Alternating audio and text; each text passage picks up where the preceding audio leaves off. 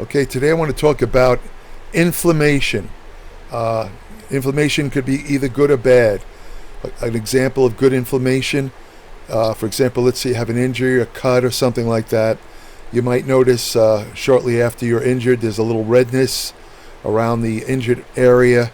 That's inflammation. And that's a good inflammation because when the localized inflammation that occurs at the site of an injury draws healing elements towards the injury, including certain protein factors, immune factors that help the body deal with the injury. So it helps healing in that sense. On the other hand, inflammation can also, another good example I should add before I forget, another good example of inflammation is the short-term inflammation that occurs right after, let's say, a resistance training session or after you work out. There's a brief period of inflammation. When you work out, you tend to damage muscle fibers, especially if you, really work out and don't spend 20 minutes between sets on your cell phone. If you train with some level of intensity and you're trying to make progress, you're going to cause a certain amount of muscle damage. And the body responds to that by causing, or it promotes a localized inflammation in the muscle. Now, this is good because that localized inflammation, I'm not going to get into the details of how that occurs. I discussed that in my Applied Metabolics publication.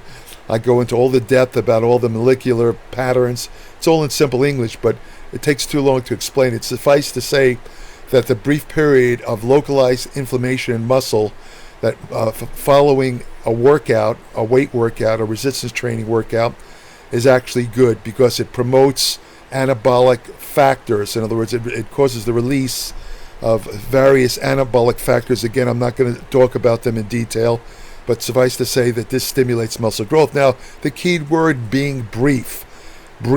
If the inflammation, let's say after training, extends a couple of hours after the training, in other words, we're talking about inflammation maybe an hour or two after a workout.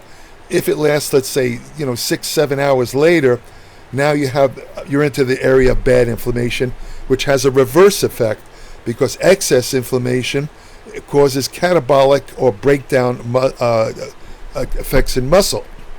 As a matter of fact, one of the main proposed causes of the loss of muscle with aging, which is referred to as sarcopenia, one of the main causes is what's known as systemic inflammation. As people get older, they tend to have this inflammation that occurs all over the body. It's very insidious because you don't feel it, but it's still there. And what's even worse is the more body fat you have, the greater the level of systemic inflammation, because fat cells, also known as adipocytes, release over 100 different proteins, collectively known as adipokines. Most of these adipokines are highly inflammatory, and they cause a lot of the systemic inflammation. But even you don't have to be obese to have systemic inflammation. A lot of times it just occurs as a result of the aging process. There's many ways around this, which again I deal with in Applied Metabolics. In fact, they even coined the term to deal with the inflammation, the increased systemic inflammation that really ages you, that occurs with the passing years, especially after 40. They call it inflammaging. And I'm going to have a huge article in my Applied Metabolics about exactly how to deal with that. There's many ways to deal with it. One of them is exercise. But suffice to say, if you can control systemic inflammation, you're going to feel a lot better and you're going to age a lot slower and you're going to retain a lot more muscle once you pass the age of 40. But regarding inflammation, as I said, there's a good, bad inflammation. Systemic inflammation can be that's extended long-term is definitely bad inflammation. Now, there are certain nutritional measures that you can take to control systemic inflammation. I'm going to mention a couple of them in this video. Again, I go into much more detail in my Applied Metabolics because these videos, quite frankly, and I've mentioned this before, according to research I've read in several different publications, the maximum I can't help laughing when I think about this. The maximum attention span for videos, like YouTube videos, are 20 minutes. What that means simply is most people after 20 minutes, no matter how interesting the topic, No matter how motivated the people are, their mind tends to wander after listening for 20 minutes straight. Of course, you can listen in chunks. That's one way of doing it. And that's what I advise people for my Applied Metabolics publication. I mean, it's huge. It's 30 to 50 pages every month. That's a lot of reading, I admit it. I always tell people you don't have to read the whole thing at once. The publication was designed to be read on various media, iPads, phone, computer, laptop, you name it. So you could read it like you read a book. You could read like a little bit at a time, a chapter or something, or a half an article, whatever you want. But your brain actually retains more when you read it, when you study something. This is good for students. When you study something in what they call chunks, in other words, limit the amount of reading that you do, and you'll absorb more than rather trying to take in the whole thing at once. You won't remember it all. I learned that empirically myself over the years. But anyway, the point being that, boy, I really got off track on this. But the point being that systemic inflammation, like I say, there's nutritional measures to deal with it. Perhaps one of the most common you hear about is omega-6 fatty acids. These are usually represented by various vegetable oils. And the problem with that is that they are essential. The omega-6 fatty acid that's essential to health, meaning it cannot be produced in the human body. It's called linoleic acid. You absolutely have to have it, or you get all kinds of deficiency symptoms, dermatitis, hair problems, skin, you name it. It causes a lot of problems, even circulatory problems. I'm not going to go into that either. That's a separate topic. However, the problem is that omega-6 fatty acids or omega-6 fats are ubiquitous. They're found in a lot of different foods. So a lot of people wind up getting too much. The problem with omega-6 is that linoleic acid, which is the essential omega-6, is converted by certain enzymes in the body called the COX-2 enzyme, COX enzyme, COX. It stands for cyclooxygenase enzymes, is 1 and 2. They convert it into what is the actual essential omega-6. Linoleic acid is actually a precursor for the really truly essential omega-6 fatty acid that can be made in the body from linoleic acid. It's called arachidonic acid. Arachidonic acid is sold as a supplement. I've talked about that in various videos because I remember earlier I mentioned about the brief period of inflammation that occurs right after you finish a weight workout. Well, a lot of the inflammation that occurs is orchestrated by arachidonic acid. Arachidonic acid releases certain chemicals, fat-like chemicals called prostaglandins or carcinoids.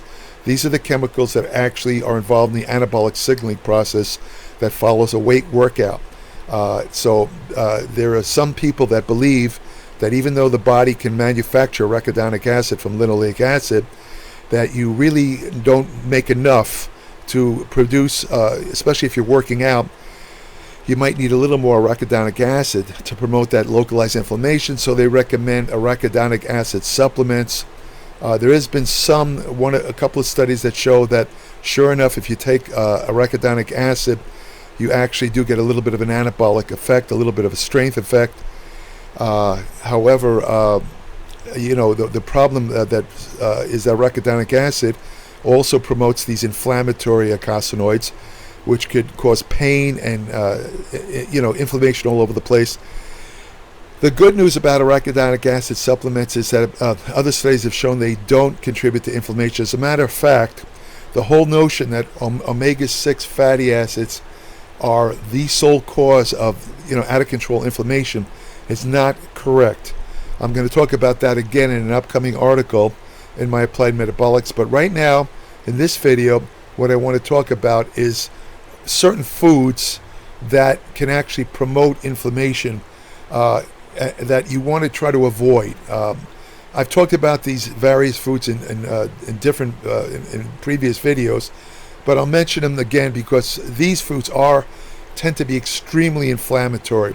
If you have any kind of chronic pain condition, such as arthritis or fibromyalgia, any of those type of chronic pain conditions, eating these foods will exacerbate them. I know there's a lot of people that don't read anymore, so I guess I'll have to explain what exacerbate means. Make it worse.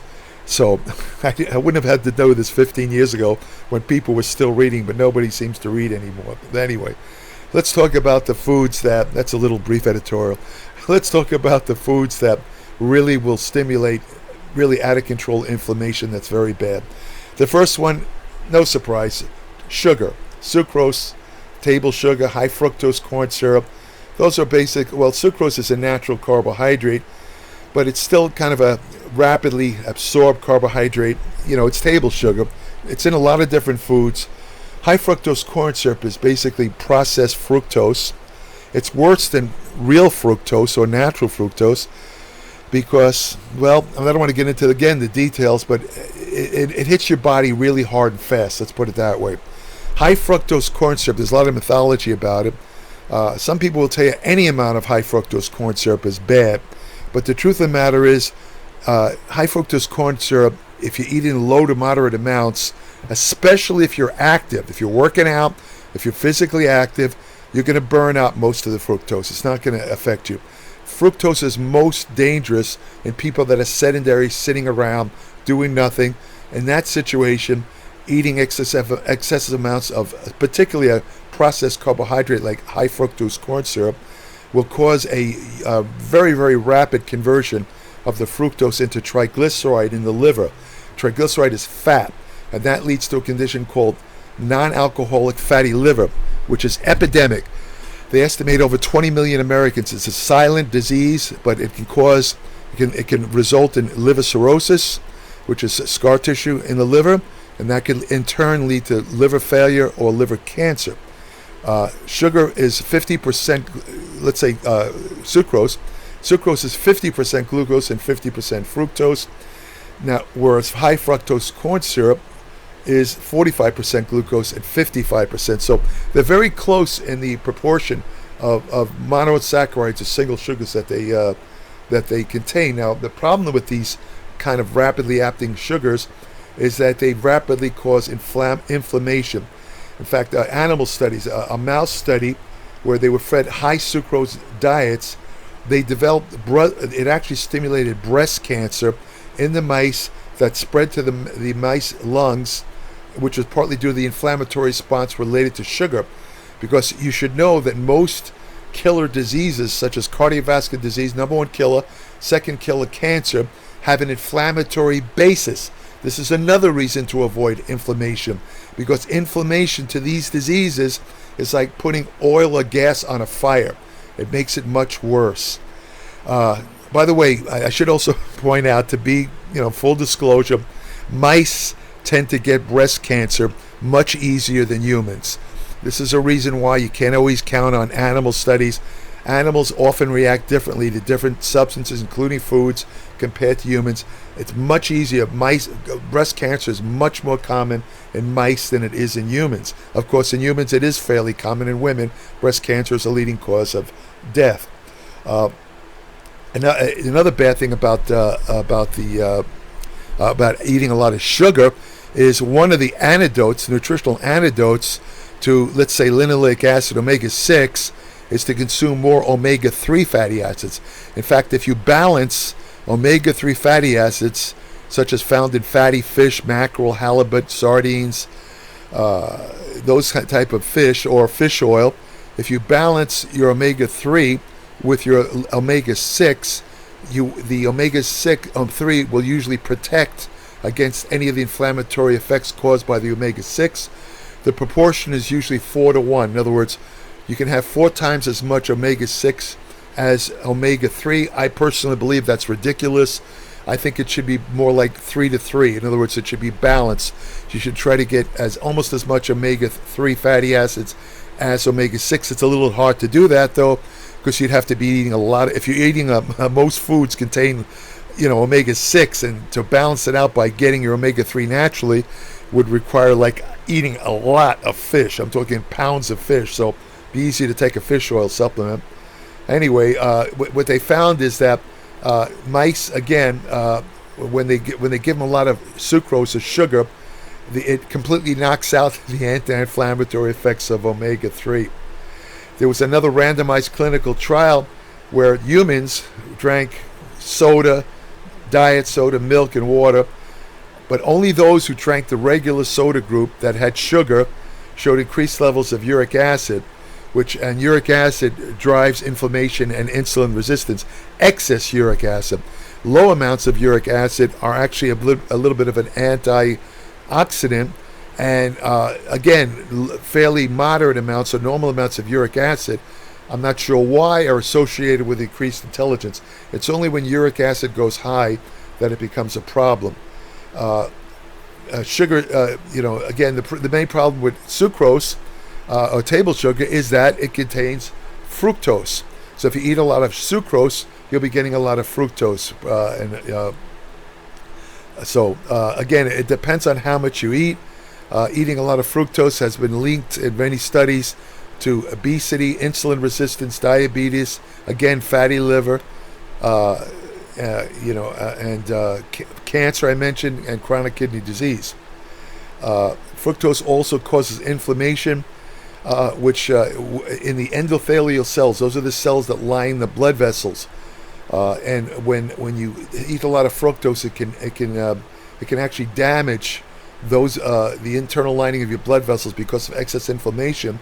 Once the endothelial cells of the blood vessels are damaged, then you could have a problem with nitric oxide, because nitric oxide is produced in the endothelial cells of the blood vessels, and if you don't have enough nitric oxide release, nitric oxide is produced from the amino acid arginine or citrulline.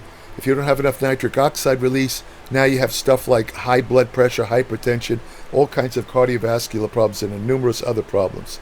So you want to avoid sugars, especially processed sugars, high fructose corn syrup. It's in most processed foods. Don't eat processed foods. Try and avoid them. Another thing that you might find in some processed foods are trans fats. Now, the government officially banned trans fats years ago, but what the small print is that the processed food industries, whatever you want to call it, they have a lot of money. They have billions, so they buy off the politicians, and they got away with kind of manipulating the law that banned trans fats to allow small amounts of trans fats to continue to be used in foods. But the way they worked it is that if a serving of food has less than 5 grams of trans fats, the food can put on that particular food can say that it has 0 trans fats. Of course, it doesn't have trans fat, like peanut butter, for example. A lot of the peanut butters used to have a lot of trans fat. You could recognize trans fat because it's listed on the label, the ingredients label, as hydrolyzed vegetable oil or something like that. Hydrolyzed corn oil, something like that means it's trans fat, and it used to be ubiquitous, especially in peanut butter. What they did is they minimized it. It still shows up in peanut butter, but in less amounts. In other words, a tablespoon of peanut butter might contain less than 5 grams of trans fats, but as soon as you go over a tablespoon, let's say take 2 tablespoons, now you've got about 10 grams of trans fats, which could be really bad for you. So again, partially hydrogenated oils, that's trans fats. Margarines contain trans fats. Again, they've cut down margarine sales. Margarine is complete garbage.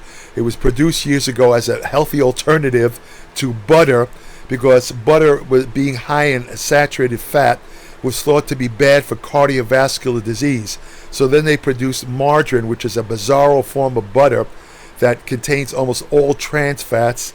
Little did they know that the trans fats in margarine are about 10 to 20 times worse or more effective at causing cardiovascular disease than the saturated fat in butter. Trans fats in all studies have been shown to cause inflammation and increase disease risk. I've mentioned in previous videos, trans fats related to bodybuilding. Trans fats actually interfere with amino acid metabolism to the extent that they can prevent amino acid uptake into muscle, and which can lead to loss of muscle, catabolic effects. Trans fats are terrible for cardiovascular health because they lower the protective form of cholesterol known as high-density lipoprotein, while they raise the so-called bad cholesterol called low-density. It does the opposite of what you want a food to do. When you eat a lot of trans fats, there's a factor in your body called C-reactive protein, which is an indicator of systemic inflammation. If you eat trans fats and you take a blood test, your C-reactive protein will go up through the roof, and that's an indicator that the trans fats are causing extensive inflammatory effects. One study showed that C-reactive protein levels was 78% higher in women who reported the highest intake of trans fats. In a randomized control study that involved older women who were a little bit on the heavy side, obese, they found that hydrogenated soybean oil increased inflammation significantly more than palm and soy and sunflower oils. Sunflower oil is an omega-6. So trans fat, what that means in simple terms, trans fats is much more inflammatory than even the so-called inflammatory omega-6. Now, foods that still can contain trans fats include fast food French fries. They still use it there. Some varieties of microwave popcorn, it still shows up. Margarines, vegetable shortenings, packaged cake cookies, some pastries. In other words, processed foods. You'll see, look on the label. I don't know why anyone would be eating these processed junk foods. They're no good for you. They're terrible. They ruin your health. But if you even think of buying it, before you buy it, look at the ingredient list. If you see anything that says hydrogenated vegetable or something like that, it means it has trans fats. Put it back. Don't buy it unless you want to ruin your health and get a lot of inflammation. Of course, vegetable oil and seed oils are also, as I mentioned, because of the omega-6 content, they are associated with increased inflammation. The problem is people eat too many of these oils, and they don't balance it out with omega-3, as I said earlier. In one study, rats fed a diet with an omega-6 to omega-3 ratio of 20 to 1, meaning they had 20 times higher omega-6 than omega-3. They showed much higher levels of inflammatory markers compared to rats who have ratios of omega-6 to omega-3 of 1 to 1 or 5 to 1. I personally, again, believe that for health, the omega-6 to omega-3 should be 1 to 1. It should be equal. It's a little hard to do, but that will really make a big difference for inflammation. As I said, though, the relationship of linoleic acid omega-6, a lot of people completely blame omega-6 on inflammation. That is not true. I'm going to explain why again in my article on applied metabolics. I have to go into detail. It's a little bit complex, but it'll be very understandable by anyone who knows how to read. Then, of course, the kind of carbohydrates, as I had said earlier, processed sugars, refined carbohydrates. You have to differentiate refined carbohydrates from natural carbohydrates. Refined carbohydrates act completely different in the body. Refined carbohydrates drive inflammation because a lot of the reason has to do with their rapid absorption. They stimulate a lot of insulin release. Again, it's a little bit complex. Suffice to say that natural carbohydrates, because of the higher fiber content, actually not only does not promote inflammation, but studies show that eating a higher fiber intake lowers inflammation. Fiber promotes fullness and improves blood sugar control, and most importantly, the fiber acts as the main food, so to speak, of the intestinal microbiome, which is the population of bacteria, fungi, and other organisms that reside in the large intestine that play a huge role in controlling inflammation and many other aspects of health. So you want to avoid refined carbs. In one study, older adults who reported the highest intake of high glycemic index food, that means highly rapidly absorbed carbs, they were 2.9 times more likely to die of an inflammatory disease such as chronic obstructive pulmonary disease. In another study, young healthy men who ate 50 grams of refined carbs in the form of white bread experienced higher blood sugar levels and increases in levels of a certain inflammatory marker. The inflammatory marker that went up in them was called nuclear factor kappa B. It's it's considered a master of inflammatory marker. I don't want to get into too much technical detail. Another thing to avoid if you want to lower your inflammation, don't drink excessive alcohol. You might have heard that small amounts of alcohol are good for health. More recent studies show that's kind of debatable. I mean, the more recent studies show that no amount of alcohol really provides health. Some studies still say it does. my personal it's redundant. My personal feeling is that knowing that alcohol is what they call myotoxic and neurotoxic. What that means is any amount of alcohol will actually break down muscle tissue. Any amount of alcohol will cause neurons to die. That to me is enough reason to completely avoid alcohol. I do not drink any alcohol. I don't recommend it.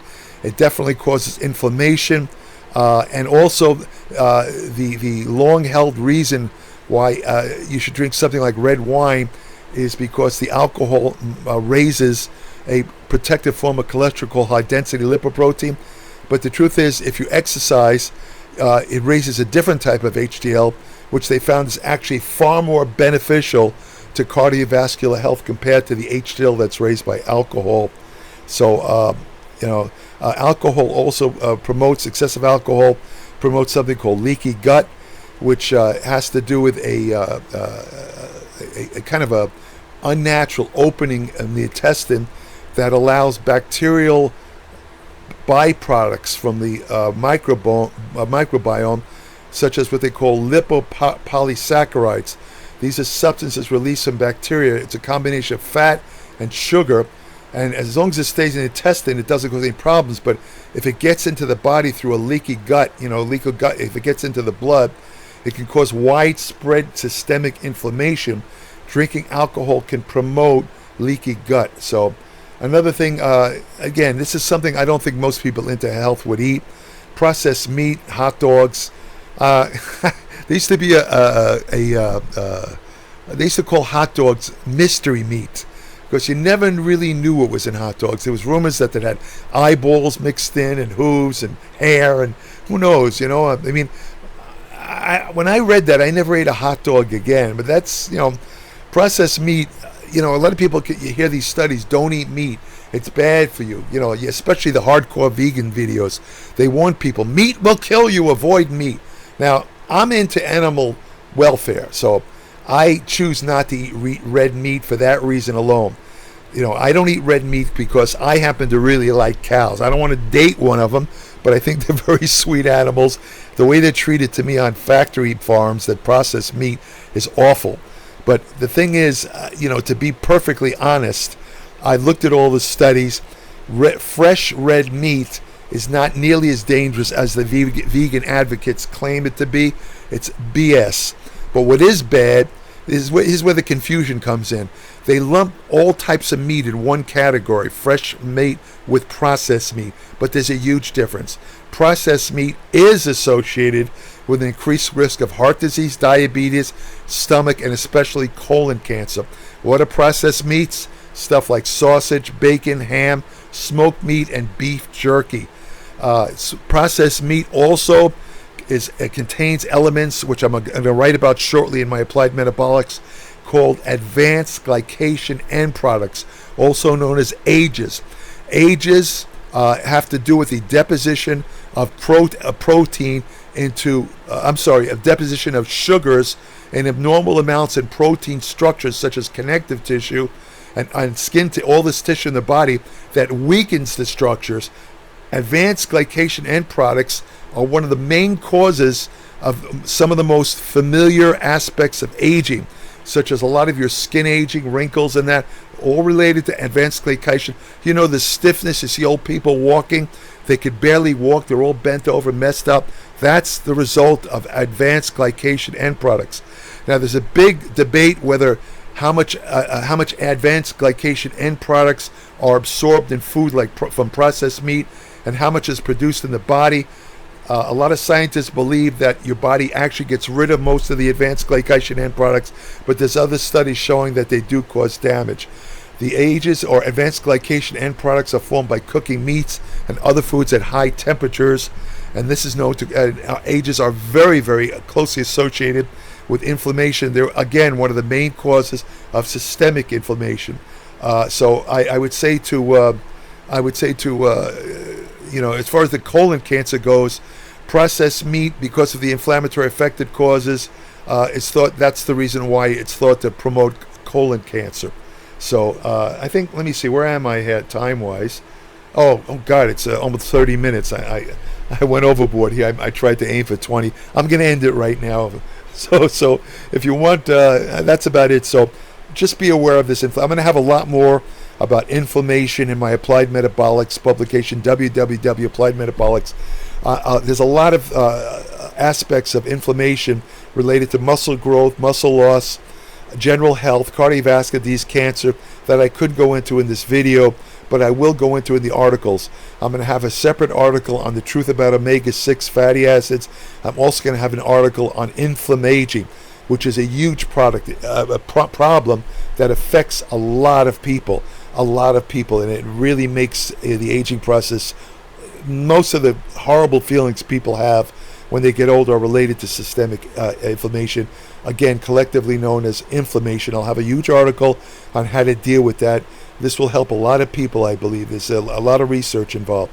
So if you want information like that, including information on nutrition, exercise science, anti-aging research you can use today, hormonal therapy, ergogenic aids, effective fat loss techniques, women's health and fitness, supplement science, which supplements work, which ones don't. I am not involved or associated with any food supplement company, so I'm going to tell you the truth. I have no access to grind, and I don't give a crap what they say. I'm going to tell you the truth about supplements. I don't care. If they're selling junk and taking advantage of people, they deserve to be outed, as they say. And I don't mind doing that, because that's what I'd want to know as a consumer of food supplements myself. So all of that is in Applied Metabolics. As I said, it's 30 to 50 pages every month. No advertisements. I have over 40 years of experience as a professional writer. I know how to write for the public, and this is what separates me, by the way, from many of the other people that have digital publications. I'm not going to tell you these are bad. I mean, I've seen some digital publications that specialize in exercise science. Most of the guys that read this have advanced degrees, like PhD.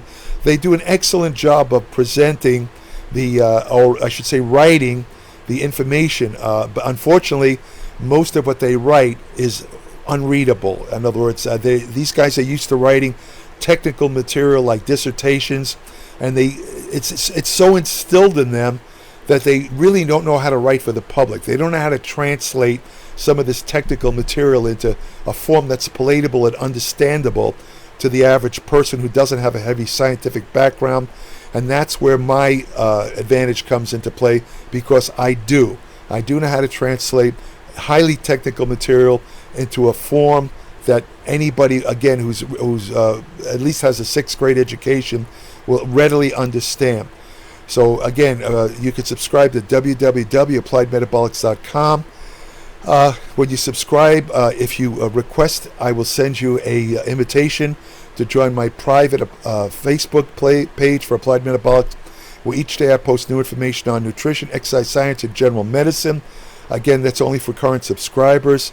I also have an email portal on my Applied Metabolics website where I will answer short questions about anything that you might have read in Applied Metabolics, or anything that comes into your mind related to nutrition and exercise. As long as they're short questions, I can't. Some of these people have sent me 50 questions, and the thing that gets me is they're not even subscribers.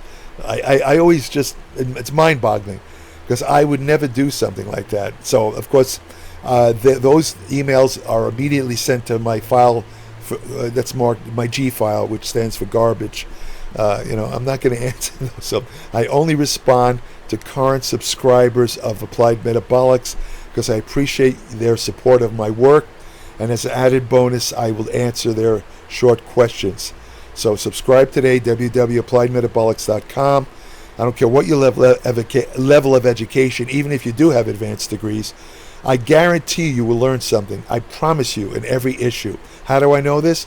Because I've been studying this stuff for 60 years, 6 decades. I learned something. Every time I research these articles, I learn something every single time. And remember the old saying, knowledge is power. It truly is.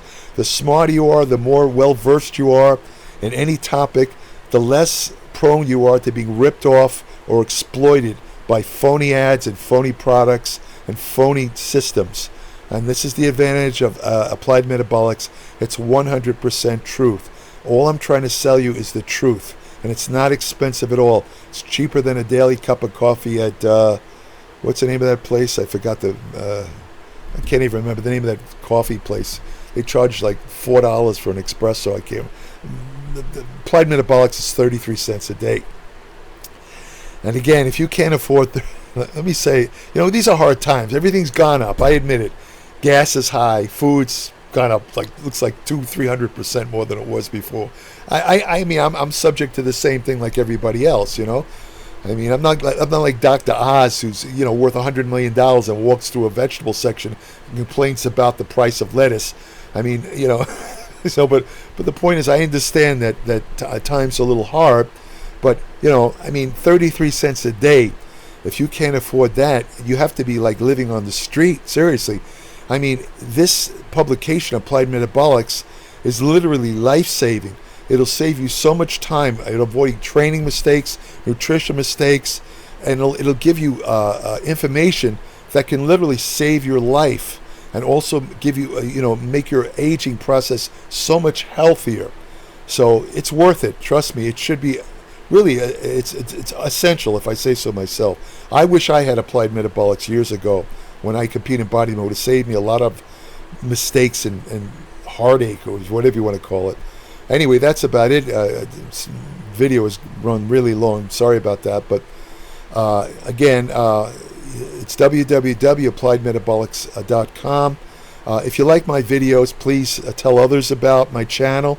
And subscribe yourself if this is your first time here, because I put new videos on every Tuesday. Actually, it's early Monday morning, around 2-3 o'clock in the morning.